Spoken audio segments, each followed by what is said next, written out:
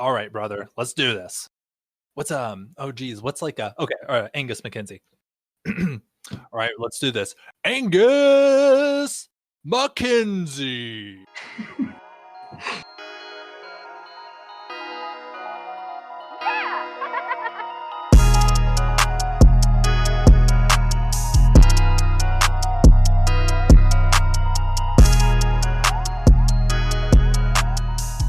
Hello and welcome to Gut Shot, the only Magic the Gathering podcast that insert complaint about fetch lands here. This is Will, and I'm joined as always by Frederick. Hello everyone, it's Frederick, the 25-cent rare that ruins your VIP booster. Welcome to Gut Shot. I think that my VIP booster is ruined no matter what I open up in it. I have the worst luck with these things. Yeah, I have the worst luck with making financial decisions too. Nice. Seriously, don't buy a fucking VIP booster. Today we have a topic that I am very, very excited about. The card I have been most excited about in a long time, Llanowar Visionary, hit us in Core Set 2021. Will, do you want to tell us what Llanowar Visionary does?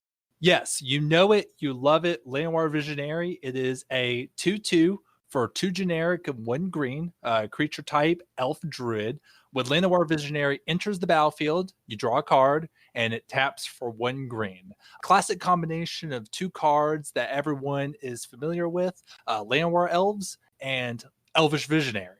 Yeah, so I love this idea of stapling 2 cards together. I love, like, when your game lasts long enough that you can make homages to your old cards or game pieces, and your players get that and they tune in and you play on it in a unique way. So, like, Hearthstone had a 2-mana 2/1 in the first set that drew you a card when it died. And in their Cthulhu-themed set, they had, like, a Cthulhu-fied version of it that was a 4-mana 4/2 that drew you a card when it died.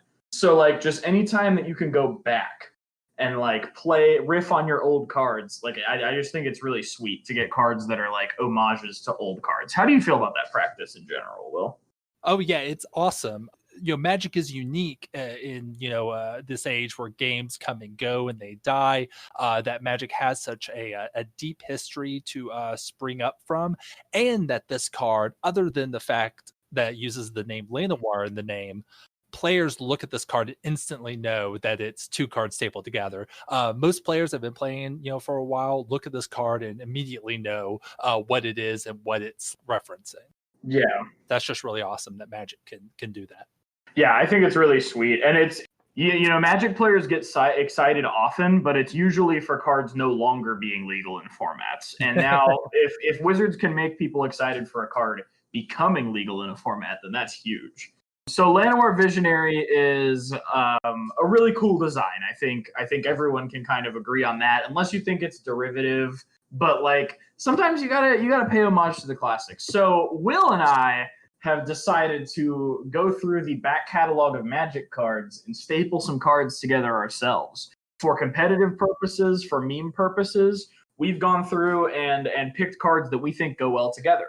Why should Mark Rosewire have all the fun? That's what I'm saying. Exactly.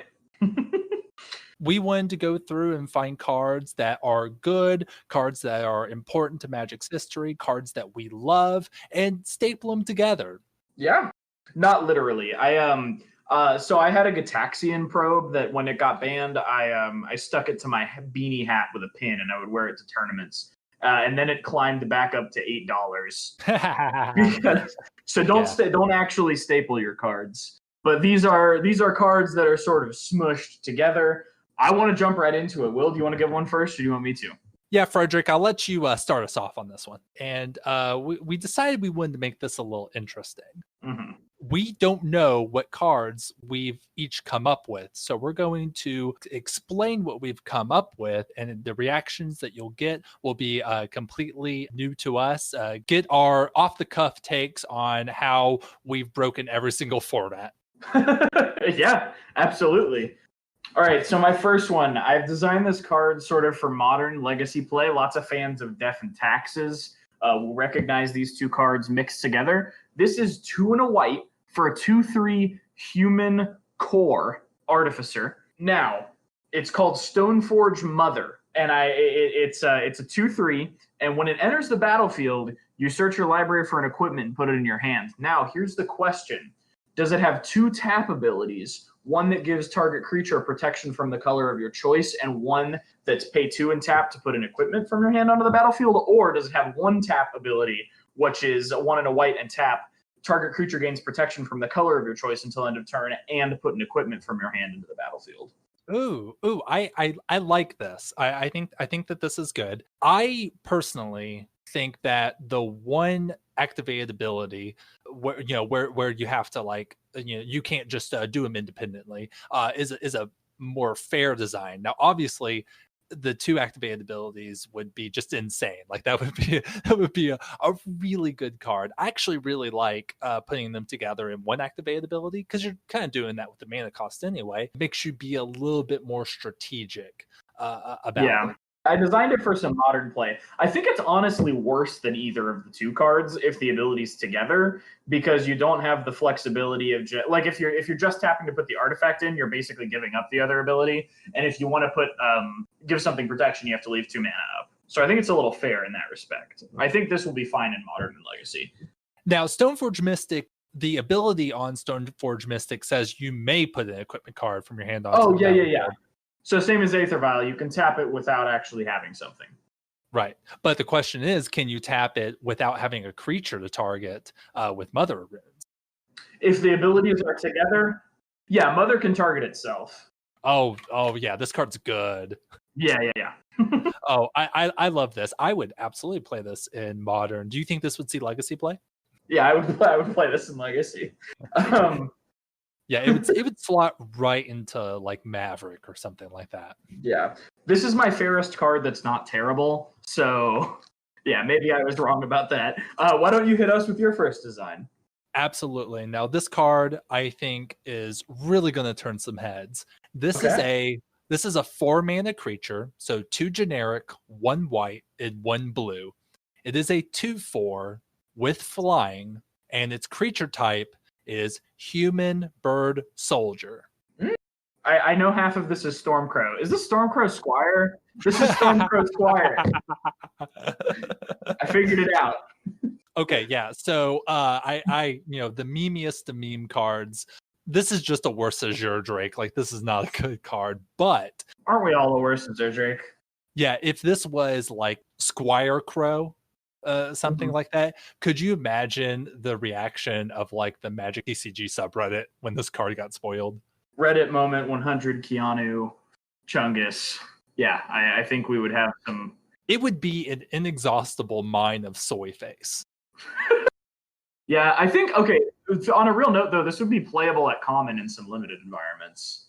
Oh, for sure. Yeah. I would take a 2/4 flyer for 4, and I wouldn't feel terrible about it. Yeah, there is a one moment while I search for this. It is I'm not going to be able to find it, but it's this exact card.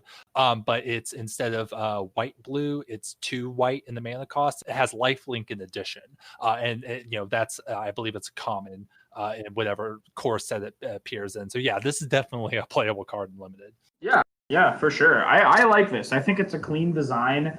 Is it a human riding a bird, or is it a human and a bird? Why not both? Oh, or is it a bird riding a human? Sorry. Yeah, that way you have to choose. I am going to say that it is some sort of weird simic hybrid. So it's no one's writing anything. It's like a weird, like a melding situation, polymerization. I like it. Yeah, I would take this mid pack in limited if it were a common. It's kind of a crappy uncommon, because at uncommon we're getting 2/2 flyers for 2 that make flyers cost 1 less and give buffs and shit. But yeah, it's pretty good for a meme.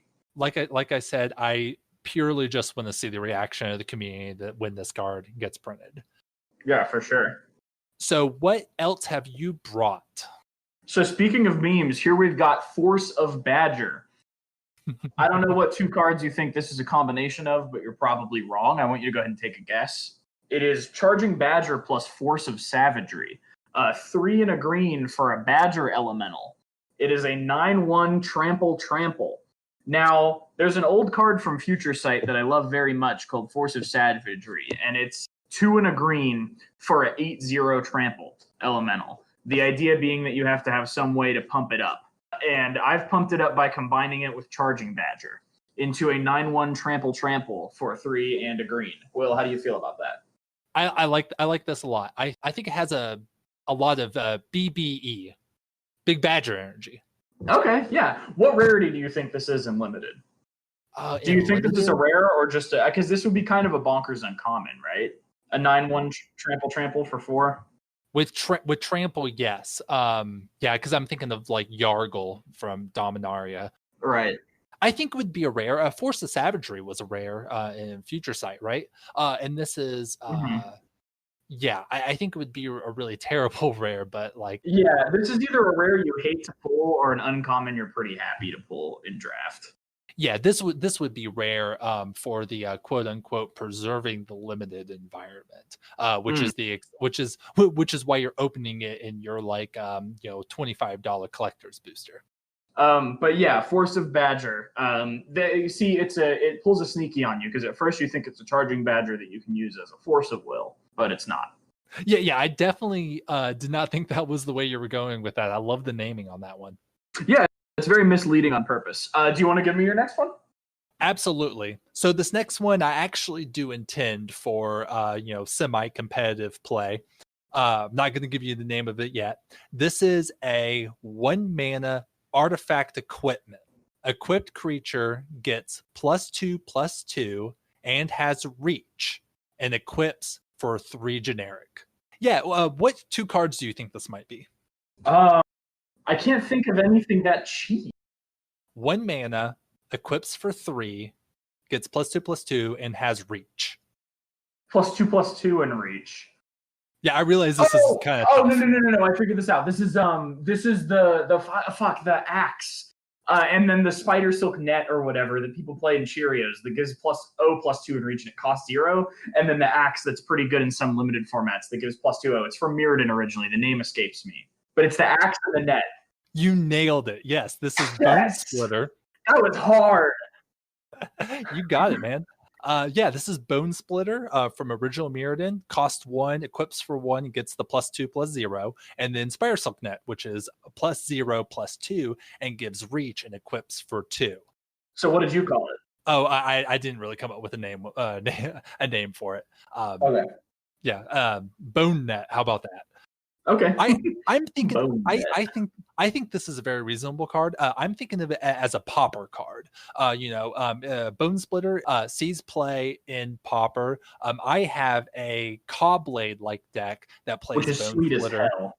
It's pretty sweet. It uses Trinket Mage to search up Bone Splitter and some other artifacts and equipment, kind of in a pseudo Stoneforge Mystic sense. Yeah. I actually really like this card as like a Pauper card. It seems really weak at first, but when you like look at it and look at other cards that are like it, they're really like this card really isn't really a replica of anything else that exists. Yeah. The closest you would get is probably the card Copper Carapace from Scars of Mirrodin, which has the same cost 1, equips for 3, gets +2/+2, but instead of getting reach, it's a downside of not being able to block. Okay. Yeah. Yeah, or Cultist Staff from Scars of Mirrodin, which costs 2 to play and then 3 to equip, and is just the straight +2/+2. Yeah, so when I was making these, this didn't end up on the list, but I thought about trying to combine Embercleave and Skull Clamp, my 2 least favorite equipments. Yeah. And so I was thinking through that, and then I was like, is there like a 0 mana pump spell that he's thinking of that he combined with an equipment or something? But no, that was really smart the way you mix this. I like that. I think it's cool that it still costs 1, so it's still tutorable by Trinket Mage. I just really like this card. I actually really love to see this be printed for Pauper. Although this would, I think, at common, this would really have to be in a Horizon set or maybe like a Commander deck. I don't think this would really be printed at common in Standard. Yeah, Bone Net. I like that one. Real quick, an honorable mention instead of Spider Silk Net, Paradise Mantle. So it's Bone Splitter, but you can also tap for any color of mana. Okay. Bone Splitter and Mox anything. Yes, that would be a very good card. Yes, I'm glad we can come to a agreement on that one. What's your next card that you're bringing? Okay. So this is, see if you can figure it out. This is 11, a blue, and 4 black. Oh, oh my God. No, I'm not going to be able to figure this out. 8/8 lifelink flying trample. Pay 7 life, draw 7 cards. Morph for a blue, and it's a legendary demon wizard. Legendary demon wizard. Okay, so I know it's Gristlebrand, but Uh-huh. who morphs for 1 blue? Oh, I'm not going to know this one without looking it up. What's the second card? This is Scornful Gristlebrand. Scornful Oh. Egotist is a 1/1 for 8 mana that that morphs for 1 blue. It was in a set where in the limited format there were other cards that encouraged you to have the highest cost permanent that like drew you a card equal the cost of your highest permanent, whatever. So the idea was to morph him into play, and he was a 1/1 that you paid a total of 4 mana for, but his CMC was 8, so you could reap the benefits of all those cards. I saw him as a way to have not only the highest mana cost creature in the game out if you need one, but also to give you a Gristlebrand for 4 mana. Absolutely. So we have Scornful Gristlebrand. What are your thoughts? I love this, and honestly, any deck that plays Gristlebrand or like at least wants to cheat Gristlebrand into play will still play this. Play it instead. It's got 1 more power and toughness. Exactly. So yeah, like if I was playing any deck that wasn't naturally going to get to 8 mana, I would absolutely play this instead of Gristlebrand. Just to just because you never know when you need high converted mana cost. Yeah, I'm pretty proud of this one. I think it would be broken. I don't think there would be any format that this would be safe. But well, it's Gristlebrand, so yeah, it's a little it's pretty powerful. Yeah.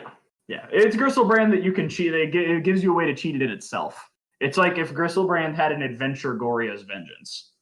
Does Gristlebrand being blue hurt it at all? Because now you can pitch it the Force of Will. Oh, you can. I didn't even think of that. There's that counter spell. Oh, Mystic Denial, Mystic Dispute. Oh yeah. Mm-hmm. Yeah. You can Mystic Dispute this Gristlebrand. Although not when you're morphing into it, because it's colorless. Yeah, I think this might be pretty powerful. Yeah, combining Gristlebrand with a card that makes it cheaper might make it a little stronger. Right. I appreciate the trying, and hey, you're a Magic player. Your instinct is to naturally break the game, right? Oh yeah, wait till you see 2 picks from now. I can't wait. Give me the next Ancestral Bolt. Give me the next one. Yeah. Okay, so this one I'm actually really proud of too. I'm really curious to see your thoughts on this as like a serious card. All right, so this is a creature, 2 generic and 1 green. It's an artifact creature, Elf Shaman, and it's a 2/1. So 2 into green for a 2/1. When card name enters the battlefield, you may destroy target artifact or enchantment, and then additionally tap, sacrifice card name, exile all cards from target player's graveyard. Oh, this is Tormod's Crypt Reclamation Sage? Yes. All right. So okay. we know that modern especially is all about the sideboard, right? It's all about maximizing your sideboard slots to be good against any sort of deck you might come across. Well, why don't we take that further?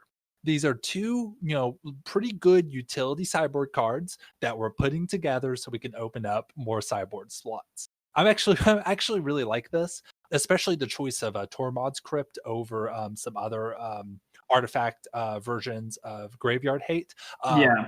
Because Crypt, it's just the one shot. It doesn't stay on the field. And you kind of just use it when you need it, and then it's gone. So it being kind of a lower tier Graveyard Hate card, I think it's safer to combine with something else and to put it on a creature, which will give it a little bit of extra utility. Not to mention that it being both a creature and an artifact really opens up recursion shenanigans if you'd like to go that route. So I like this card. How do you feel about this? Did I go too far? This makes the Tormod's Crypt a little bit worse. It can die to removal, and it has summoning sickness, and you don't really get the benefit of attacking with it, because if you attack with it, you lose the ability to like tap it on your opponent's turn to exile their graveyard. I do like that it makes it makes Wretch Sage better, but it makes Tormod's Crypt worse. And I think that might be for the best. I don't know if this would be so great in modern sideboards. This would be a godsend if something like Eggs or KCI was still legal, just doing both of the things that you want to do against that deck. And it does help your Tarmogoyf, it is artifact and creature for your Tarmogoyf. I think it's a very fair card. I would lean on the side of saying that I probably wouldn't play it because like if I'm in green, Skoos is just better graveyard removal because it's targeted and I can get it bigger and gain some life. If I was in green, I would probably be playing Skoos and Nature's Reclamation or something. Although, I mean, there is, like you said, there is something to be said for freeing up sideboard slots, which I might need to do more than anyone because I like to put Mindslavers in my sideboard for when I get bored halfway through the tournament and I'm at the bottom table. Yeah, I think you're right. Yeah, you're absolutely right. Like this kind of nerfs Tormod's Crypt again, but I really like this card. I do think that this card could see print, and I think, I mean, I'm not gonna sit here and act like I'm like really in tune with the Pioneer metagame, but in terms of like power, I guess Scavenging Ooze is in Pioneer now. I know. I think some Pioneer decks might be looking for something like this. Yeah, I think I hadn't considered Pioneer or Historic. Yeah, they do have Tormod's Crypt now. I feel like if this was colorless, it'd be a lot better, just because green is better at doing both of these things. Although I guess not on the same card, and maybe I'm underrating that. I think this is the kind of card that's making us think a lot, and that speaks to its design. Exactly. I think this would also get kind of like Llanowar Visionary would get a lot of excitement going in the community, and a lot of discussion about whether it's what you want to be putting in your sideboard. So yeah, I think it's a really cool card. So speaking of really cool cards, I've got one for you. Yeah, absolutely. Hit me with it. This is 17 and a blue. Oh, Jesus Christ. I'm not going to be able to figure this out. Legendary creature, human Aldrazi wizard. Naturally. 16/16. The spell can't be countered. When you cast this spell, take an extra turn after this one. Flying, protection from colored spells, Annihilator 6. When card name is put into a graveyard from anywhere, its owner shuffles their graveyard into their library. Yes. Tap, deal 1 damage to any target. Tim the Aeon's Torn. Timrakul the Aeon's Prodigal. we could workshop that. I think there's a number of different ways we could go with that. So I decided to make Emrakul so much better by making it cost 3 more mana and giving it the broken ability to tap to deal 1 damage to any target. You don't need Annihilator when you can go straight for the face for 1 guaranteed damage. Does your opponent have 16 squirrels? Problem solved. Yeah, you're right. Yeah, geez, this is pretty good. I have a feeling that something like this might be banned in Commander. Might be banned in some other formats. Gonna make some people quit Magic completely for the rest of eternity as soon as this swings against them. Absolutely, let's call up the printers. Let's get this one going. Yeah, I think it obviously makes Emrakul worse. I was just like, what card can I staple to Emrakul to make it way worse, and also kind of a meme? And I figured, Prodigal Sorcerer.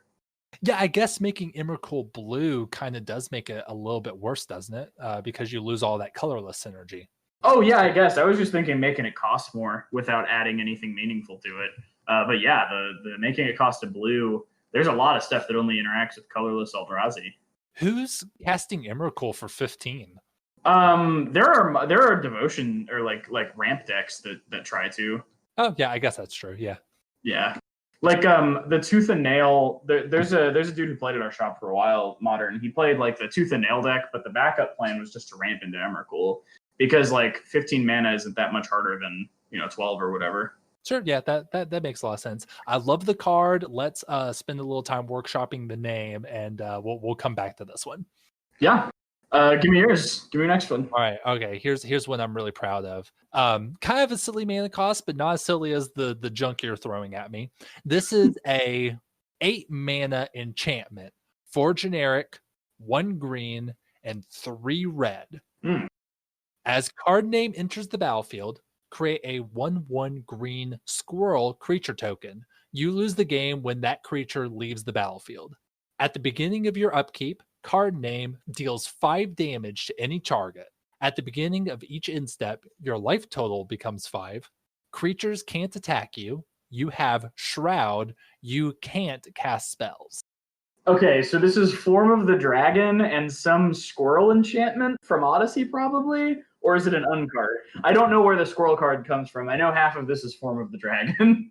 Yeah, you're right. You're right there. Yeah, and you're also right with the squirrel part being an uncard. This is Form of the Dragon plus Form of the Squirrel.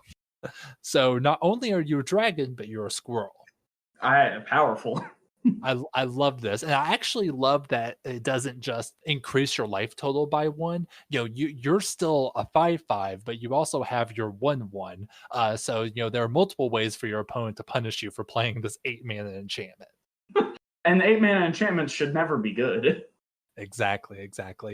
Yeah, and like I said, half of this is an uncard, and we've seen that like some uncards are safe and good to bring into black bordered Magic, and it's good for us to be looking for ways to kind of bring our unset brethren back into the tournament fold, and the best way to do that is to add things onto them to make them even more ridiculous than their silver bordered counterpart.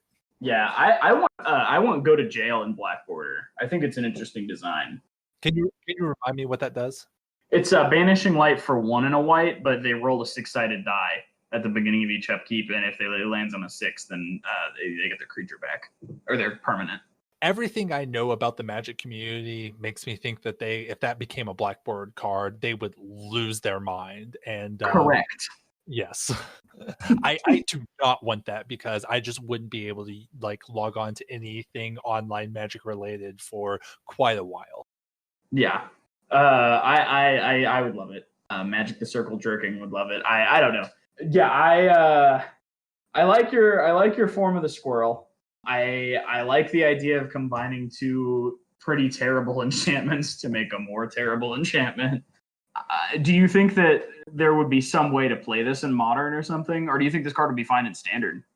No, I would not want this to be in Standard. I wouldn't want a new player to open up this card, because it's really inside baseball. Like, I think you really have to understand Magic to kind of see what this is doing. Like, it requires and this is true for just the original cards too. It requires a very close understanding of how Magic works to like get the joke. I like it as a card. I would want them to discover this after a couple of months of playing Magic, and not in their first booster.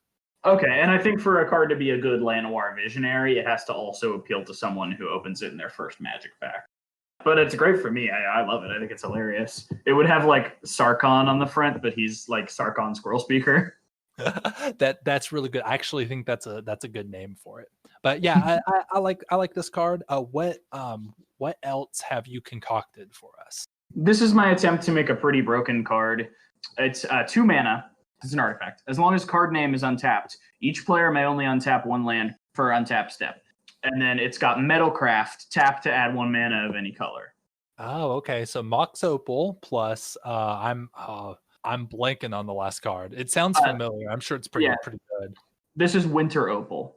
Oh, yes. This is Winter Orb plus Mox Opal. So before, you had to, if you wanted to make the Winter Orb work, you had to find a way to tap it on your turn. Well, no more. This one taps itself and it adds mana. And as we know, Metalcraft is a real restriction to have to build around. It's very, very big ask to have 3 artifacts under your control. So it's a fair card. Perish the thought. Right. You know how I can tell that you're a Magic player?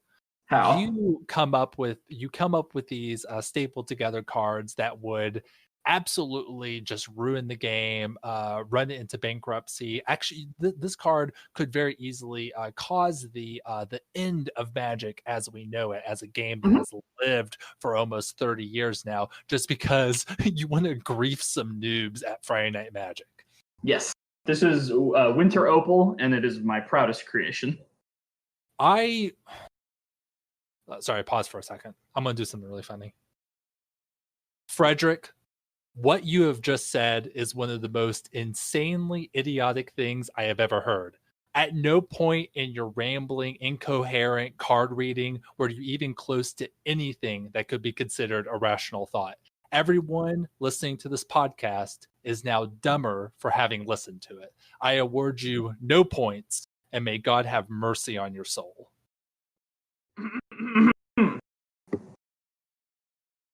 To be fair, you have to have a very high IQ to understand metalcraft. The mechanic is extremely subtle, and without a solid grasp of 3 artifacts under your control, most of your permanents won't be able to do anything. There's also Mox Opal's nihilistic outlook, which is definitely woven into its characterization.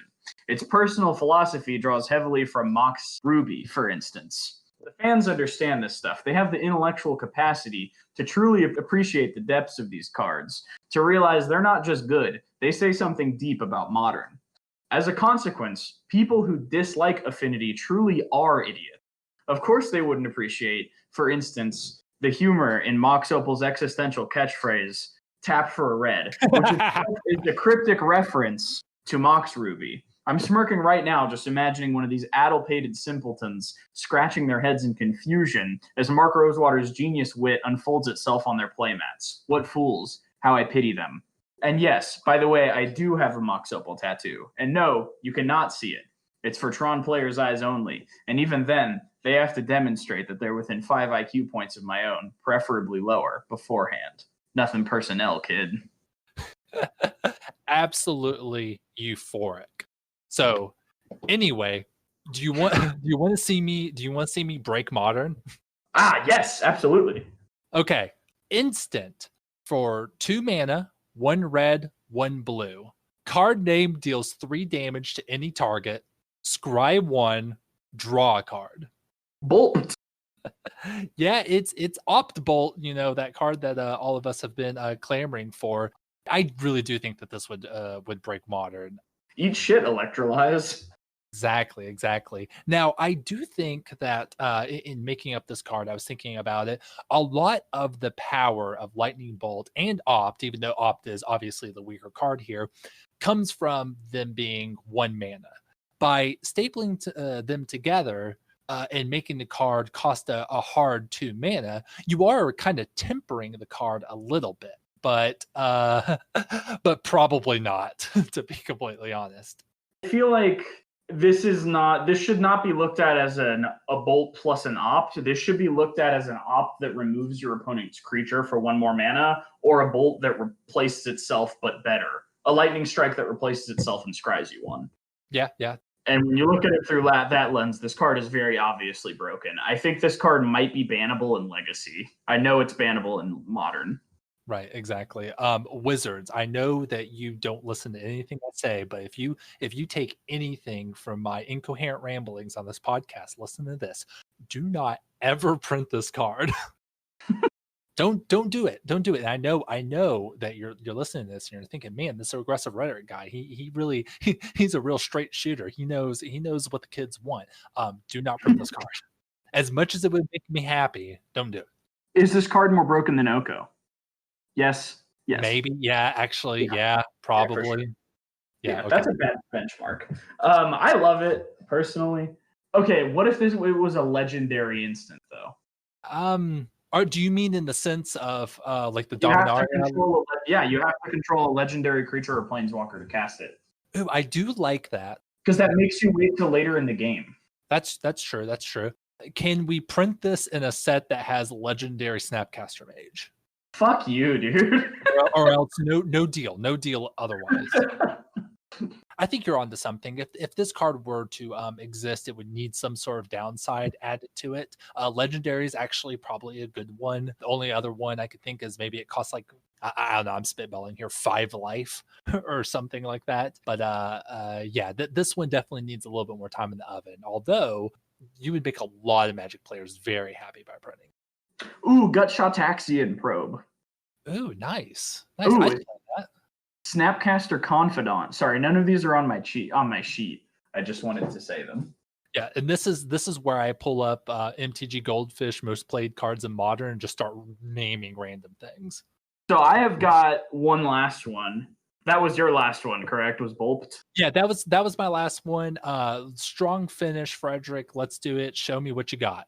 Drudge Crow. 3 a blue and a black for a 2/3 flying skeleton bird.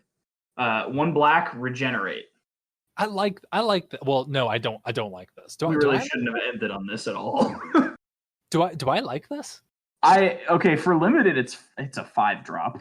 Well, let me ask you, do you like this? No. Yeah. Oh man, I think that's probably the correct take. No, I actually do really I like this card as a thing to exist.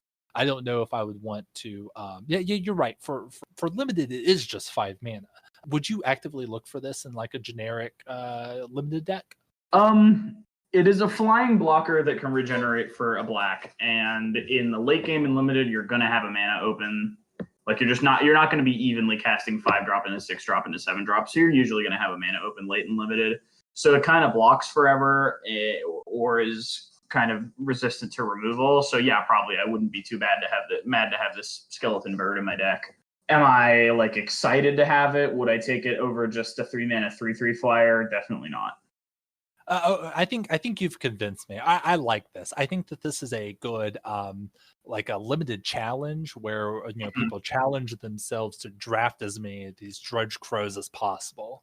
Yeah, I mean, we played a draft at the shop in Berea once, where my buddy, he made it his goal to force as many deadweights as he could get. It was like Guilds of Ravnica or whichever one that got reprinted in, and he got 12 deadweights in that draft.